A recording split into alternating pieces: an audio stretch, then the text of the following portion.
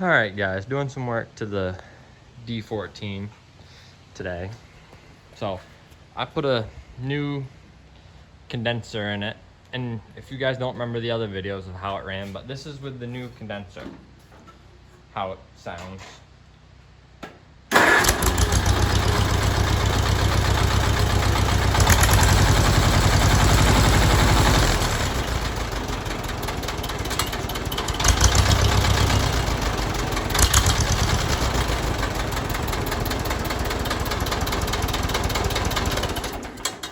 Now that's with the new condenser.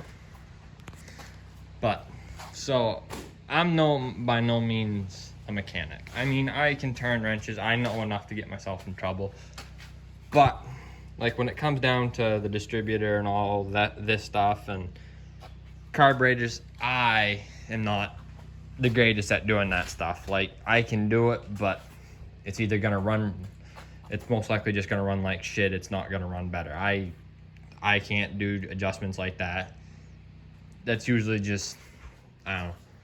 But anyways, so I have discovered two things with this engine. One, it doesn't smoke when it's cold. I don't know why, but it doesn't smoke when it's cold. Now I thought that might have something to do with the rings because it warms up. It smokes when it's warm, but not when it's cold. So I'm not sure. And the other thing is,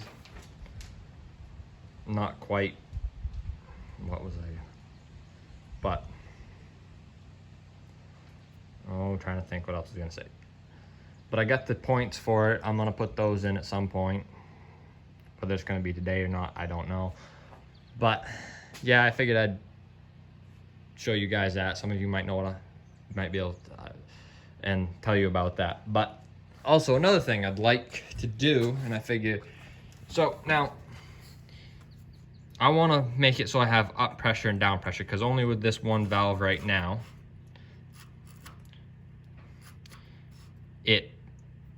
I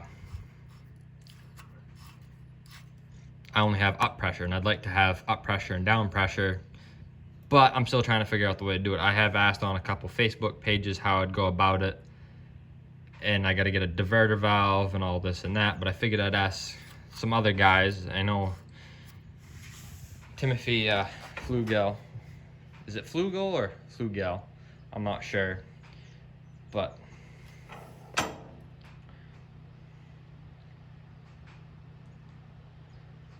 he might know what I could do. But there was a lot, and the people that told me how to do it, they didn't explain it very well when I asked on the Facebook group I'm in. They just kind of, and they explained it well, but I really still couldn't understand. But I know I got a diverter valve and run it. I got a general idea of what I got to do, but I guess I'll figure that one out. And went over to Tractor Supply and got these style steady braces. I finally got two on both sides because, well, I think I told it in the other video, but that one right there, you have to unpin it every time you want to adjust it, which makes it a pain in the ass. And at least with these ones, I can adjust them while they're on the tractor. So that's 1A plus. And what else was I gonna say? But we've definitely probably narrowed it down to either rings or head. I know which two cylinders it's getting oil in. I know it's getting it in 2 and 3 is which one's the oil in, because I pulled the spark plugs on it. And the other two, 1 and 4, they were dry. They had obviously like typical carbon black buildup on them, but they were dry. I pulled 2 and 3, and they had the typical black carbon buildup on them, but they also had oil on them, because when I wiped them off on my fingers, you could tell it was oil, and just by the smell, they had oil on them. So I know it's in these 2 and 3. So now I just got to figure out whether it's the rings or the head. that's why when I first thought it was rings, it was, and I kind of thought it was that theory where wasn't smoking when it was cold, but when it was hot,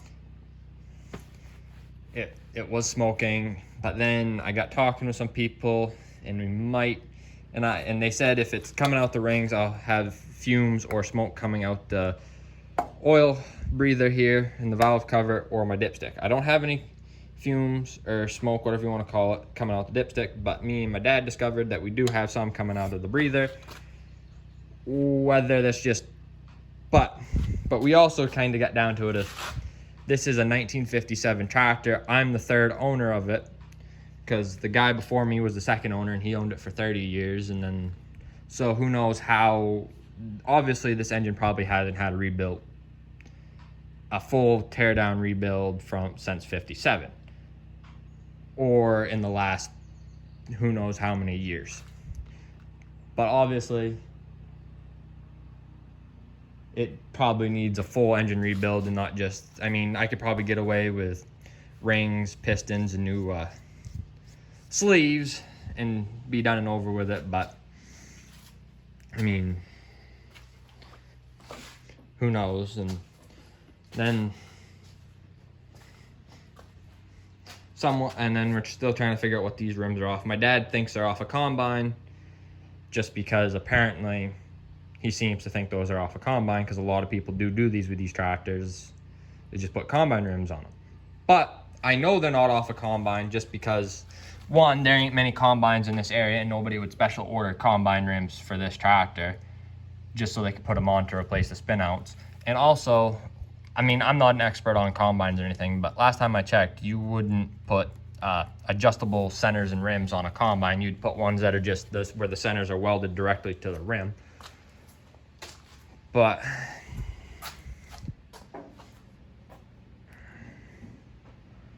so yeah, but I'm gonna try to space them out, which I'm hoping I can get at least 2.5 inches out, enough, because I mean there ain't much room there, and I mean there ain't much room between tire here and but anything else. And I guess I'll find a good place to sit down, like my mother's lawnmower, maybe.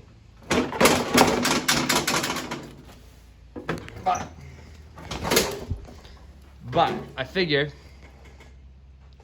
I got this kind of question for you guys. So, I mean, I'm going to put the narrow front end on it. That is a dead set thing, and I know I'm probably going to.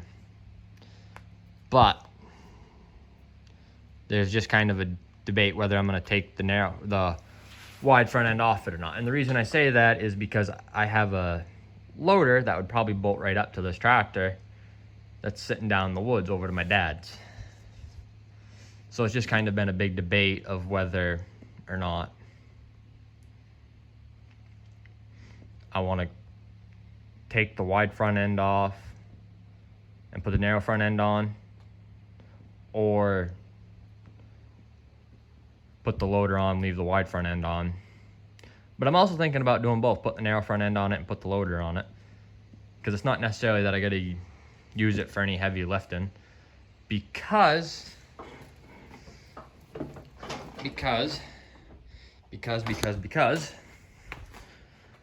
I've kind of decided to change plans, or not necessarily change plans. I'm still planning on milking cows. It's just a matter of, right now I'm kind of thinking of going, instead of going the 30-40 cow route, I'm thinking about finding a smaller cheese plant in the state of Maine, or a creamery, and selling them out to them, which would only mean I need it, and hopefully I could work it out in the way so I don't need a big herd or a small herd. Because right now, if you haven't looked at the price of land to buy or rent, a lot of that price for buying and renting has gone up.